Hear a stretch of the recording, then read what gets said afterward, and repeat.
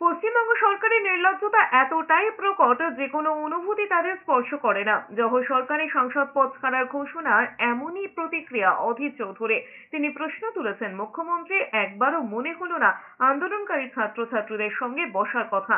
লাখ লাখ মানুষের প্রতিবাদের প্রতি সহমর্মিতা সমর্থন প্রকাশ করে নিজেকে প্রকৃত জনপ্রতিনিধি এবং শাসক হিসেবে দেখানোর চেষ্টা দেখা গেল না। পশ্চিমবঙ্গ সরকারের নির্লজ্জতার যে চামড়া, যে আবরণ, সেই নির্লজ্জতার আবরণ এতই মোটা যে কোনো যুক্তি তর্ক, কোনো প্রতিবাদ, কোনো অনুকম্পা অনুভূতি তাদেরকে স্পর্শ করে না। আজ পর্যন্ত বাংলার মুখ্যমন্ত্রীর একবারও মনে হলো না যে আন্দোলনকারী ডাক্তার ছাত্রছাত্রীদের সঙ্গে আলোচনায় একবার বসা দরকার। এদিকে সিপিএম নেতা সুজন চক্রবর্তী বলেছেন, তৃণমূলের আরো যখন সরকার হবে। তিনি বলেছেন, পার্থ চট্টোপাধ্যায়, অনুব্রত মণ্ডলের মতো সম্পদ হতে হবে না। সন্দীপ ঘোষ, অভিক দেব, বিরূপাক্ষ বিশ্বাসের মতো লোকজন স্বাস্থ্যক্ষেত্রে দাপট দেখাবেন। তেমন হলেই তৃণমূল থাকা সম্ভব, যার মাথায় রয়েছেন মুখ্যমন্ত্রী। এমনটা একজন সংবেদনশীল মানুষের মেনে নেওয়া সম্ভব নয়।